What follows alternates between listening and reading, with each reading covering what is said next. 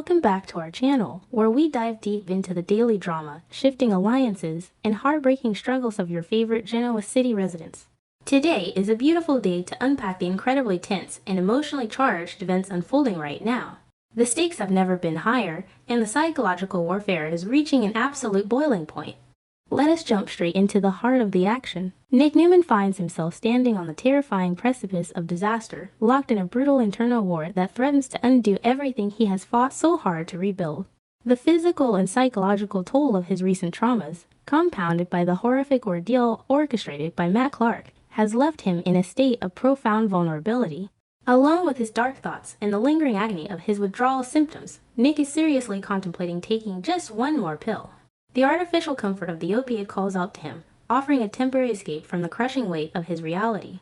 He knows the catastrophic consequences of surrendering to the addiction, especially after the tainted fentanyl nearly cost him his life in the desolate Nevada desert.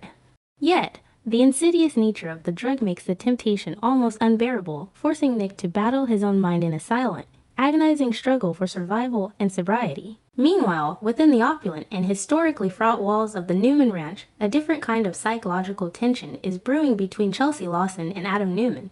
Chelsea is consumed by profound, gnawing anxiety that Adam is slowly but surely being pulled back into the dark, seductive, and highly destructive world of high-stakes gambling.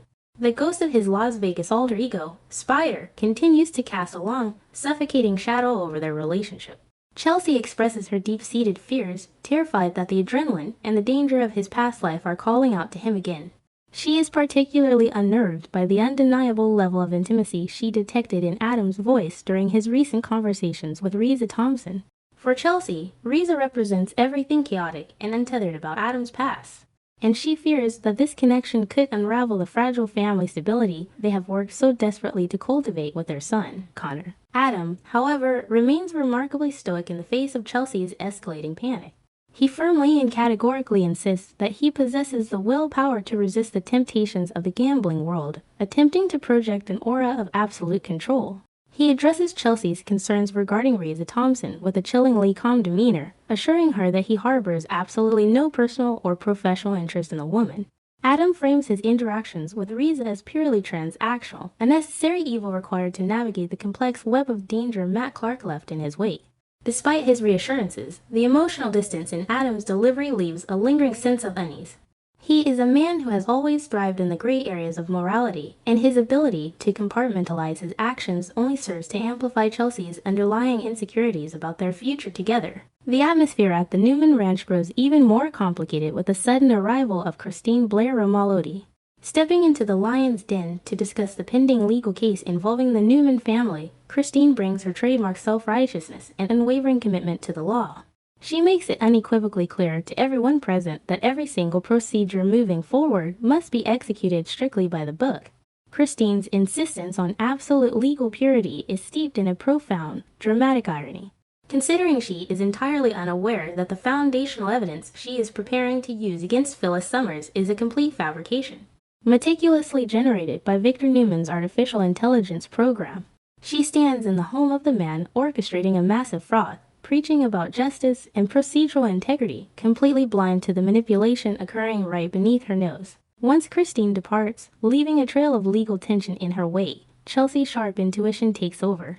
Unable to ignore the glaring moral discrepancies of the situation, she boldly questions Victor Newman directly about the authenticity of the evidence he has provided to the district attorney.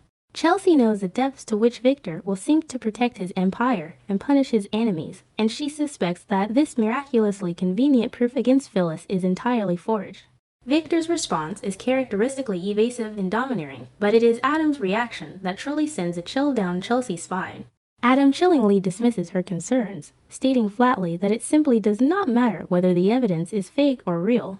For Adam, the ends completely justify the means, and if forged documents secure the destruction of their enemies, he views it as a necessary and acceptable tactic, further highlighting the moral chasm between him and Chelsea. Watching this particular dynamic unfold within the Newman family evokes a profound sense of subjective sorrow and genuine frustration. It is deeply heartbreaking to witness Nick suffering in such silent, agonizing isolation, battling an addiction that was weaponized against him by a monster, while his family remains entirely consumed by their vindictive corporate wars. There is a tragic irony in watching Victor and Adam casually discuss the destruction of lives through fabricated evidence, entirely detached from the human collateral damage they are causing. It makes one feel a visceral anger toward the sheer arrogance of the Newman machine. The absolute lack of empathy, the willingness to subvert the justice system, and the cold prioritization of power over basic human decency create an atmosphere that is as toxic as it is compelling. You cannot help but feel a deep, empathetic ache for characters like Chelsea and Nick, who are desperately trying to find the light while being continually dragged back into the Newman family's suffocating darkness. Across town, at the Genoa City Athletic Club, the atmosphere is thick with a different brand of desperation as Phyllis Summers convenes a high-stakes, clandestine strategy session with her legal counsel, Michael Baldwin, and her fiercely loyal friend, Lauren Finmore Baldwin. Phyllis is acutely aware that the walls are rapidly closing in on her. The threat of federal prison looms larger with every passing hour, and the sheer weight of Victor's artificial intelligence framing plot is beginning to crack her usually impenetrable armor. In a moment of wild, unfiltered desperation, Phyllis pitches an incredibly risky idea to Michael. She suggests that they orchestrate a scenario where she can secretly record Victor Newman, hoping to bait him into a recorded confession that the incriminating emails and documents were entirely fabricated by his AI program. It is a Hail Mary pass born of sheer terror, a reflection of a woman who realizes she is entirely outmatched by her enemy's resources. Michael Baldwin, utilizing his decades of experience as a brilliant, albeit historically compromised, legal mind, swiftly and unequivocally rejects the notion of a wiretap. He points out the glaring flaws in her logic, emphasizing that Victor Newman is arguably the most paranoid and legally insulated man in Genoa City. Michael argues that Victor would never, under any circumstances, confess to a felony on tape, especially not to Michael, whom Victor currently views with intense suspicion and outright hostility for choosing to represent Phyllis. Michael knows that attempting to trap Victor would not only fail spectacularly, but could also result in severe legal repercussions for Phyllis, potentially adding illegal wiretapping to her rapidly growing list of criminal charges. He desperately tries to ground Phyllis in the harsh reality of their situation, urging her to abandon these chaotic, impulsive schemes. Furious at Michael's pragmatic rejection and feeling increasingly cornered, Phyllis lashes out, projecting her terror onto the one man actively trying to save her life.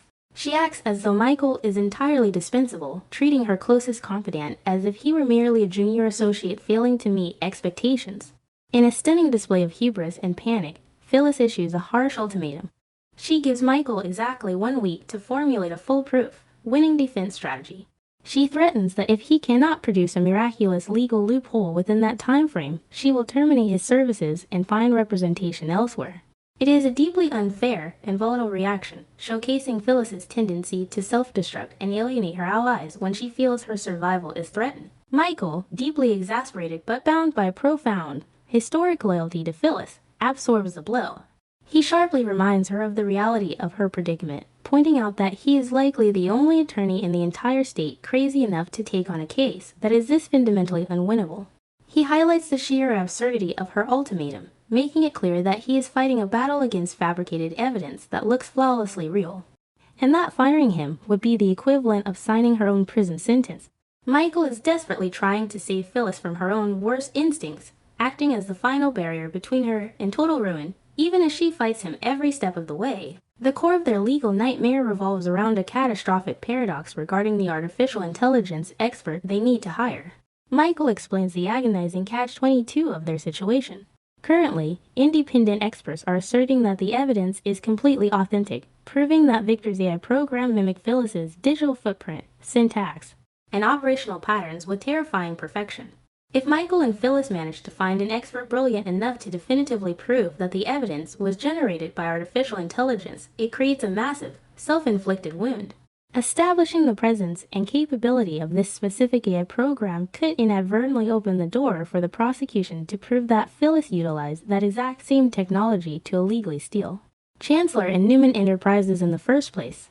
Proving the forgery might accidentally prove her original guilt, creating a legal checkmate that leaves them with virtually no safe path forward. As the heavy weight of this impossible legal paradox settles over the table, the tension at the athletic club is shattered by the sudden, unwelcome appearance of Christine Blair Romolody.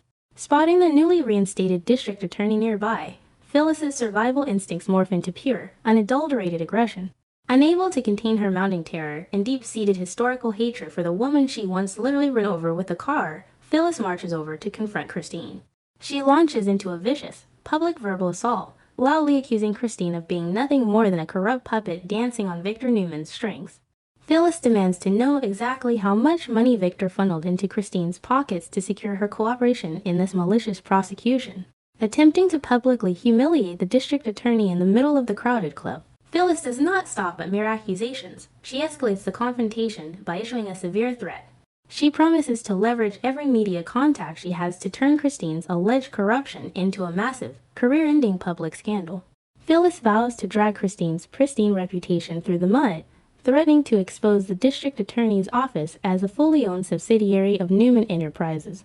It is a desperate, flailing attempt to intimidate the prosecutor, a classic Phyllis Summers tactic of going on the offensive when she has absolutely no defensive shield left.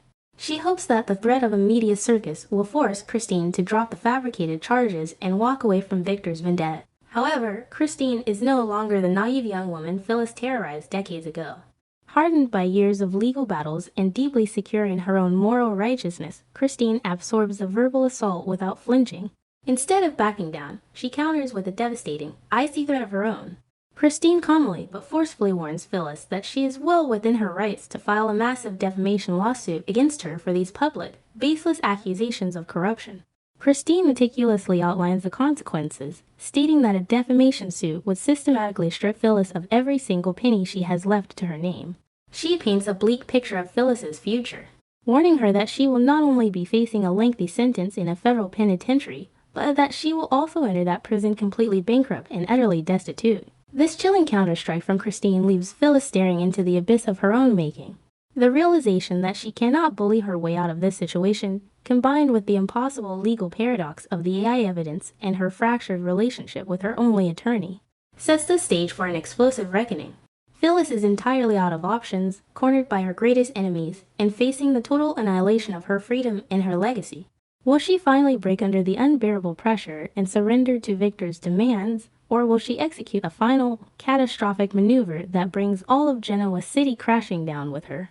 The clock is ticking, and the fallout is guaranteed to be spectacular.